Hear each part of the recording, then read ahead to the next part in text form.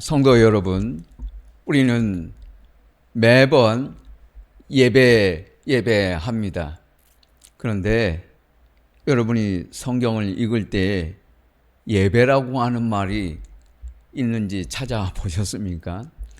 성경은 여러분이 아무리 뒤져봐도 예배라는 말 없습니다. 예배라고 하는 두 단어는 성경에 없어요. 그런데 오늘 말씀에 찬송의 제사, 아니 성경에 너희 몸을 거룩한 산 제물로 드리라, 이것이 너희가 드릴 영적 예배니라. 이 말씀은 무엇입니까? 그 예배라고 하는 말은 의역을 한 것입니다. 번역을 할 수 없어요. 표현할 수 없기 때문에 어쩔 수 없이 예배라고 했지, 성경은 예배라는 말을 쓰고 있지 않아요. 아무리 읽어봐도 성경에는 예배라고 하는 말이 없습니다. 원래 히브리어로 샤하라고 하는 말이 있습니다. 구약 성경에서 야곱이 하나님을 만났을 때, 아브라함이 하나님을 만났을 때 샤하, 이 말은 엎드려서 절한다는 뜻입니다. 예배가 아니에요. 그 다음에 헬라어로 신약 성경에 보면 프로슈키네오라고 하는 단어가 있습니다. 이것은 무릎을 꿇고 손에 키스를 한다, 이런 뜻입니다. 성경에서 예배하는 모습이 나옵니다. 그러면 예배하는 대목이 나올 때마다 엎드려서 하나님께 절하고 하나님께 복종하고 무릎을 꿇고 키스하고 하나님을 찬송했다, 이렇게 매번 말할 수는 없잖아요. 그 힘이 들잖아요. 기니까. 예배라고 하는 말은 의역을 했는데 이 말은 명사죠. 예배는 정지된 상태에서 하나님을 생각하는 게 아니에요. 영어는 워십이라고 하는 말도 있지만 서비스라는 말은 더 많이 사용합니다. 우리나라에서는 워십 그러면 단주라는데, 원래 예배는 먼저는 워십을 얘기하면 그건 존경한다는 뜻이에요. 경배한다는 뜻입니다. 이거 동사예요. 그 다음에 서비스라는 거는 남을 섬긴다, 봉사한다는 뜻입니다. 영어에서는 예배를 이렇게 말해요. 서비스. 봉사하고 섬기는 것, 하나님께 경배를 드리고 존경을 표하는 것, 그런 행동을 예배한다라고 말을 해요. 그래서 성경이나 영어로 번역할 때에도 거기에는 움직인다라는 동사 개념을 가지고 예배를 말하고 있지, 우리처럼 예배 이렇게 개념, 아이디어, 생각, 컨셉으로 예배를 말하지 않아요. 예수님은 예배가 무엇이냐 단 한 번도 예배를 정의하신 적이 없어요. 예수님은 이것만 말씀하셨어요. 예배할 때 어떻게 드릴 것인가? 영과 진리로 진정한 예배를 드려라. 예수님은 어떤 자세로, 어떤 태도로 하나님께 예배할 것인지를 말씀하셨지, 예배 연구하라, 예배가 무엇인지 공부하라, 예배 순서를 가르쳐 주신 적도 없고, 어떤 예배 스타일이 훌륭한가, 그거 예수님은 말씀하신 적 없어요. 그건 상관없다는 이야기입니다. 우리는 예배 전쟁을 하고 있어요. Traditional Service, 전통 예배. 전통 예배를 좋아하는 사람들은 찬송가와 예전을 사랑합니다. Contemporary Service, 현대 예배를 선호하는 사람들은 영상 기술을 이용하고 젊은 세대가 선호하는 음악을 선택을 해요. 혼합된 예배를 생각하는 사람들이 있어요. 현대 예배를 반대하는 사람들은 드라마 같은 것을 어떻게 예배라고 하느냐, 경건이 부족하고 깊이가 없다, 그래서 싫다는 것입니다. 그러니까 이번에는 블렌디드 서비스, 이거는 현대와 전통을 섞어서 혼합된 예배를 드리는 것입니다. 그러니까 같이 한다는 거지. CCM을 불렀다가 찬송가를 불렀다가 드라마도 합니다. 예배 드린다 그래요. 그런데 이전에는 오르간 예배를 주로 드렸습니다. 지금은 키보드, 기타, 드럼으로 연주해요. 음악이 끔찍할 수 있어요. 두 가지를 섞어 놓으면 파이프 오르간 소리를 드럼으로 맞출 수 있어요? 그거 어울리지 않아요. 그러니까 그 예배와 음악은 참 소름 끼치는 예배 소리가 될 수도 있다는 거예요. 어떤 예배가, 어떤 예배 스타일이 옳다, 그르다 없어요. 예배는 어떻게 드리든 상관없습니다. 하나님께 올바른 자세, 올바른 태도로 드린다면 그 예배를 받으시는 한 분 하나님이 계시는 한 어떻게 예배를 드리든 그것은 중요하지 않아요. 그건 본질이 아니라는 거예요. 우리는 여전히 멋진 예배를 생각합니다. 여러분, 우리가 감히 하나님께 멋진 예배를 말할 수 있어요. 성경에는 하나님께서 위대한 예배, 훌륭한 예배를 찾는다는 말씀이 없어요. 그런데도 여전히 사람들은 위대한 예배를 찾아요. 화려한 파이프 오르간이 아니더라도 멋진 찬양 밴드를 생각을 합니다. 그걸 예배라고 생각을 해요. 그러나 그것은 우리의 신앙을 외적으로 표현하는 수단일 뿐이지 예배의 중심이 될 수 없고 그 본질이 될 수 없어요. 성경은 이런 예배를 말하지 않아요. 그런데도 교회 예배당 아니면 어떤 사람들은 카페에서 아니면 훌륭한 첨단 시설에 가서 훌륭한 하이테크 예배를 원하는 사람들이 있고 어떤 사람들은 대학교 강당에 가서 예배를 드립니다. 어디가 됐든 우리도 그런 부류의 한 사람이 될 수 있다는 것을 항상 조심해야 합니다. 하나님은 그런 예배를 말씀하지 않고 있어요. 우리는 예배하면 제한된 맥락 안에서 예배를 이해해요. 찬송하고 경배하는 것, 그걸 예배라고 생각합니다. 그렇지 않다는 것입니다. 사도 바울은 로마서 12장 1, 2절을 보면 그는 예배를 이렇게 말하고 있어요. 그러므로 형제들아 내가 하나님의 모든 자비하심으로 너희를 권하노니 너희 몸을 하나님이 기뻐하시는 산 제물로 드리라. 이는 너희가 드릴 영적 예배니라. 여러분, 이 말을 하는 사도 바울은 매를 맞았어요. 바울과 실라는 빌립보 감옥에 있어요. 어둡고 캄캄한 감옥에서 발은 쇠사슬에 묶여 있어요. 만일 바울이 예배를 우리처럼 기분이나 감정, 분위기, 느낌이라고 생각했으면 이 사람들은 절대 하나님께 예배 못 드려요. 어떤 예배 이유도 사도 바울은 찾지 못했을 것입니다. 그러나 이 두 사람은 몇 시간을 예배했어요. 찬송은 불렀다고 했어요. 거기 분위기가 있어요? 감옥에 무슨 분위기가 있어요? 무슨 멋진 예배가 있어요? 만신창이가 됐는데 매를 맞았어요. 그러나 두 사람은 하나님께 예배했어요. 그것이 예배라는 거예요. 예배는 두 종류가 있어요. 오늘 말씀해 보면 15절입니다. 첫 번째 종류의 예배는 우리는 예수로 말미암아 항상 찬송의 제사 예배를 하나님께 드리자라고 했습니다. 예배는 감사합니다. 무엇을 감사하는가? 하나님께서 나를 십자가에서 죽으시고 구원하셨다는 감격이 있어야 합니다. 그것이 예배라는 거예요. 내가 하나님 앞에 나올 때마다 어떤 감격과 감사가 있어야 합니까? 그 일이 고마워 내 얼굴 감히 못 들고 늘 울어도 눈물로써 못 갚을 줄 알아 몸밖에 드릴 것 없어 이 몸 바칩니다. 이 찬송가 143장은 미국 사람들만이 아니고 한국 사람들도 가장 좋아하는 찬송가 중에 하나예요. 그런데 여러분, 윌슨이라고 하는 분, 휴 윌슨은 하나님 앞에서 늘 이 마음으로 감격했습니다. 내가 구원받은 것, 그것이 이렇게도 감사해요. 여러분, 이런 감격이 오늘 아침에 있습니까?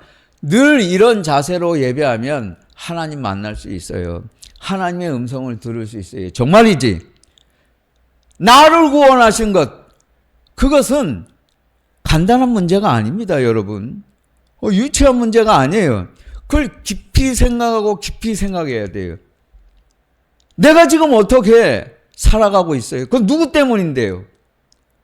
나은 사람 바로 되라고 수많은 사람이 희생을 해요. 그런데 이거 비할 때가 있어요?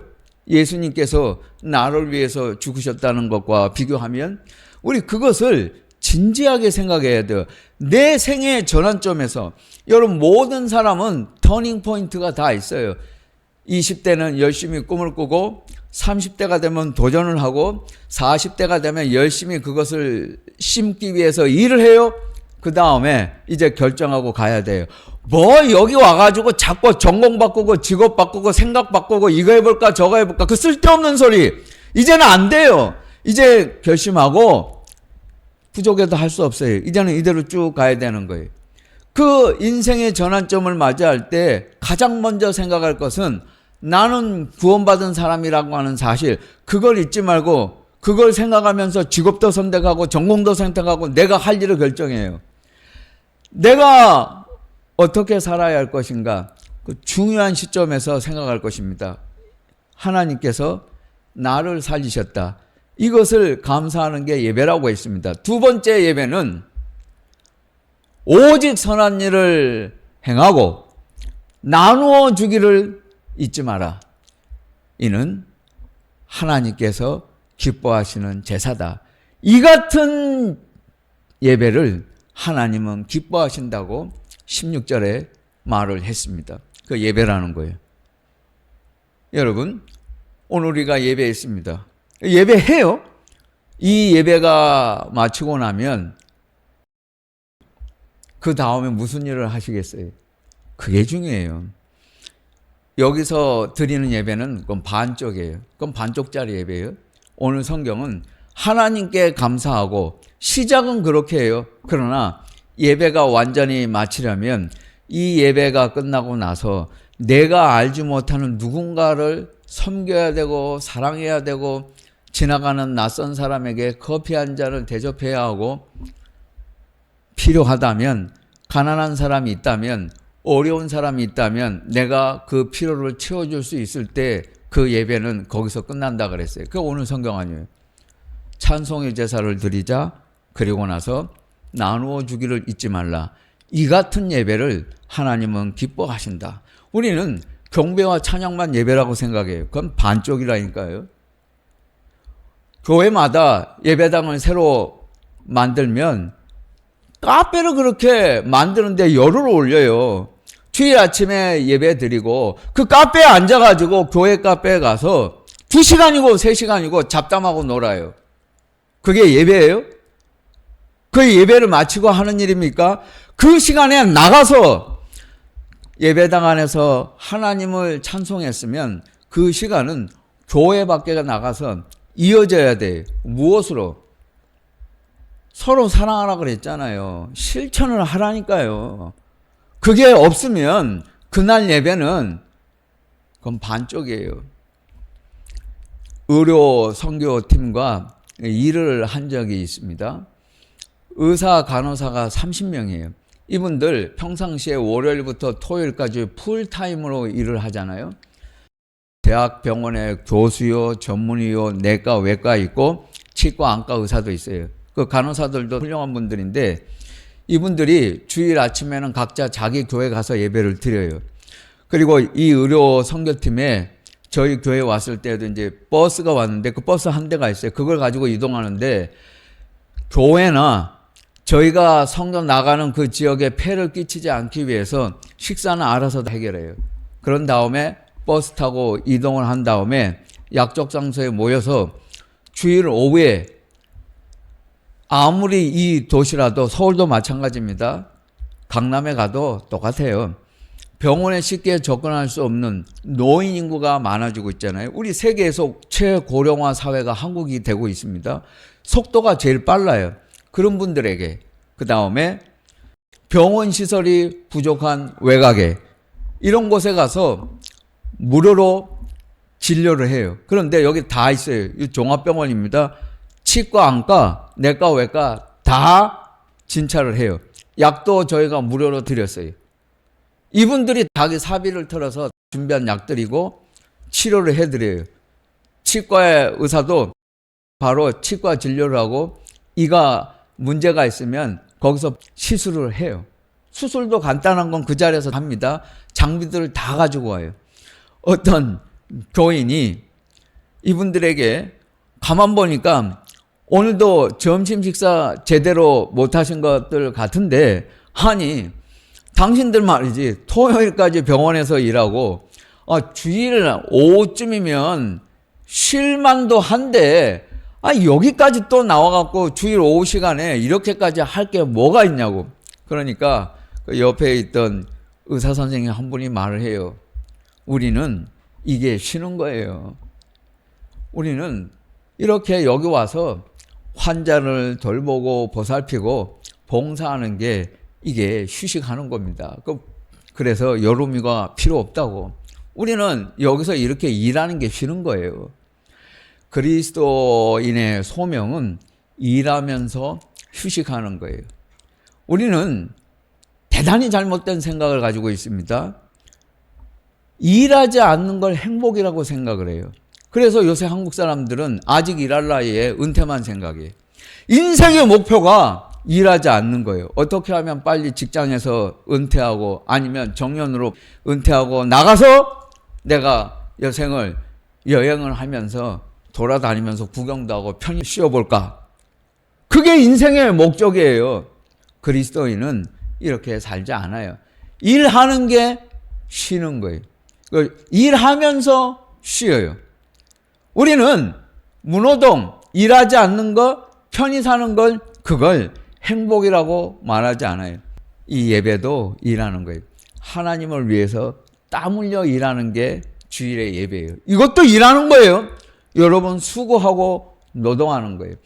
우리가 왜 예배하는가? 하나님께 땀을 흘려서 섬기고 그 다음 순간 우리가 월요일부터 시작이 될 때에 새로운 능력으로 일할 수 있는 힘을 여기서 얻기 위함입니다. 하나님은 이것을 위해서 나를 섬기라는 거예요.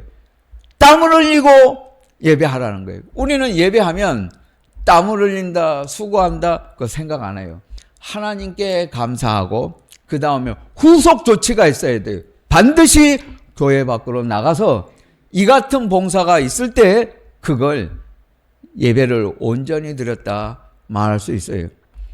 어른, 나이 많이 드신 분들이 아니고 어린이 요양시설입니다. 여기는 육체적으로 문제가 있는 아이들, 장애를 가진 아이들이 많이 있어요.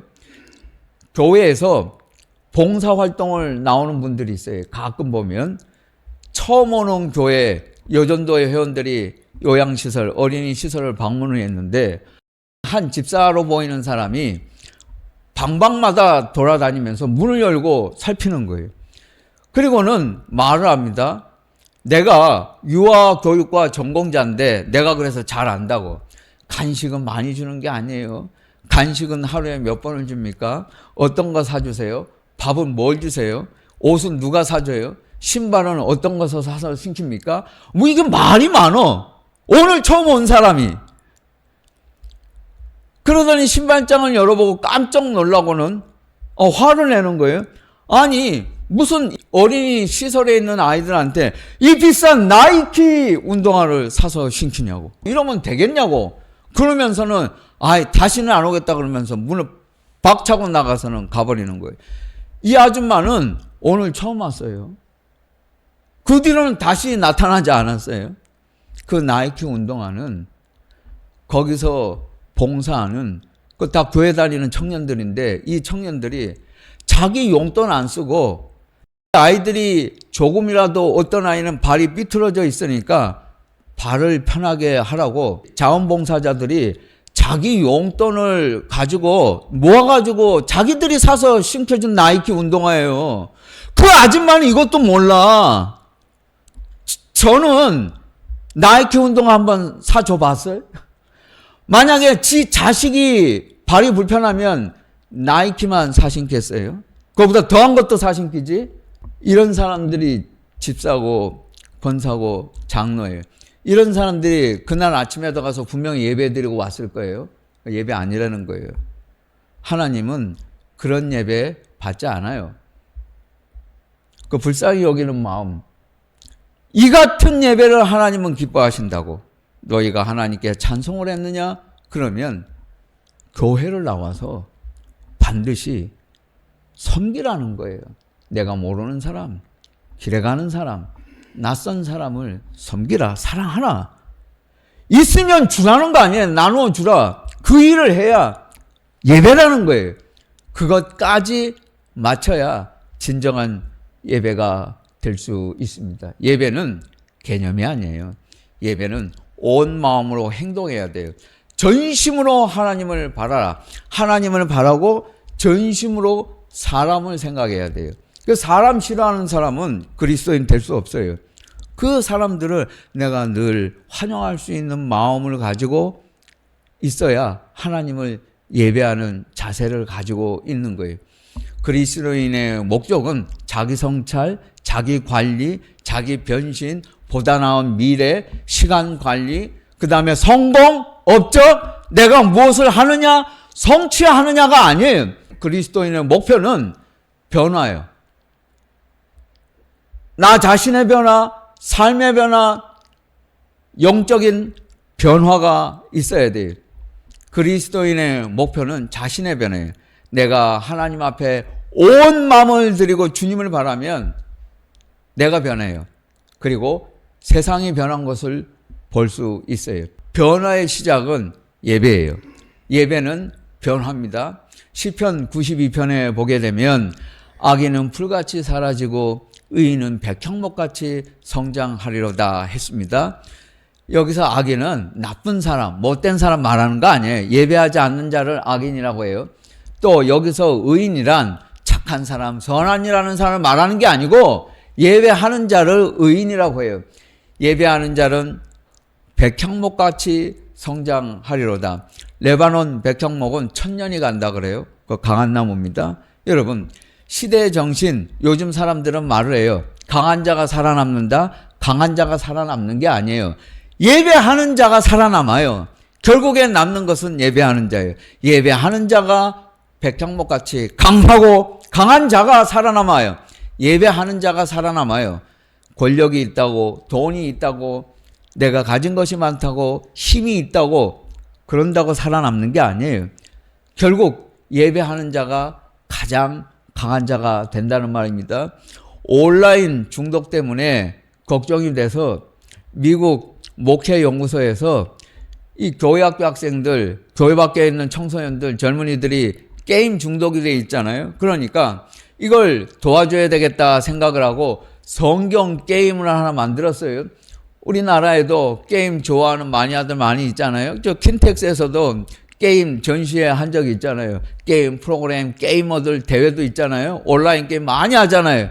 그러니까 이거 문제다 해가지고 성경 게임을 만들어줬어요. 그 성경 게임 만들어주면 성경에 흥미를 가지면 성경을 알게 되고 성경을 알면 성경에 빠지고 그러다 보면 게임으로부터 벗어날 수 있지 않겠느냐 해서 한 달 임상실험을 했어요. 성경 게임 만들어줬어요. 처음에 흥미를 가지는 것 같아요. 그 재밌어 해요. 그러니까 한 달 뒤에 두고 봤어요. 그랬더니 한 달 뒤에 보니까 게임만 하고 앉아있어. 성경 익히는 거 그런 거 없어. 게임 기술을 열심히 익히고 있어요. 그 2달 내버려 뒀어요. 2달 후에 가만히 보니까 처음에는 다윗 골리앗 가지고 성경 게임을 한다고 하면서 성경 요절을 보는 듯 했는데 2달 지나니까 이제 골리앗은 없고 다윗이 칼을 들고 아브라함도 찔러 죽이고 요나단도 찔러 죽이고 성경 다윗 전투 게임을 얘네들이 아예 창작을 해서 만들어가지고 그거 하고 앉아있어. 바이블 글래디에이터 게임을 자기네들이 만들었어. 3달 지나니까 다윗이 전사야. 막 미사일도 쏘고 방패도 던지고 슈퍼맨이 됐어요. 성경 게임 만들어 놓으면 온라인 게임, 성경 게임이라고 줘도 이렇게 돼요. 그래서 전문가들이 그거 보고 알았어요. 아, 온라인이라는 것 자체를 교회에서 없애버리는 게 이게 답이구나. 그러니까 온라인 예배, 무슨 온라인 성경 공부, 온라인 게임 이런 거 이야기하지 마세요. 장신대 기독연구원이 있는데 거기서 일하는 후배들도 제가 다 알아요. 참 한심해요. 기독교 교육연구원이라고 만들어 놓고 한다는 일이 교단에서 총회에서 한다는 게 포스트 코로나 맞춤형 목회, 뭐 온라인 맞춤형 예배, 온라인 맞춤형 신방, 온라인 맞춤형 성경 공부, 그거 하면 어떻게 된다고요? 아까처럼 되는 거예요. 여러분, 우리는 이 세상의 문화를 이길 수 있어야 하고 넘어서야 되는 거예요. 근데 넘어서기는커녕 거기다 껴 맞추고 있잖아. 왜 그걸 극복하지 못해요? 왜 그걸 벗어나지 못하고 있어요? 항상 그래요. 왜 끌려가요?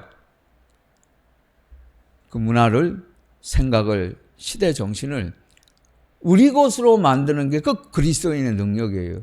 갖다 맞추려고 하지 말고 그것을 극복하려거든 월등하게 넘어설 수 있어야 한다는 말입니다. 나누어 주라. 너희에게 가난한 형제가 있느냐? 그럼 우리 책임이에요. 하나님께서 그런 사람이 없게 하라고 우리에게 주신 것이 많은데 그거를 우리가 몰랐습니다. 이 같은 예배를 하나님은 기뻐하시느니라. 온전한 예배입니다. 진정한 예배는 전심으로 주님을 바라고 전심으로 이웃을 사랑하는 것. 이 두 가지를 하나님은 예배라 했습니다.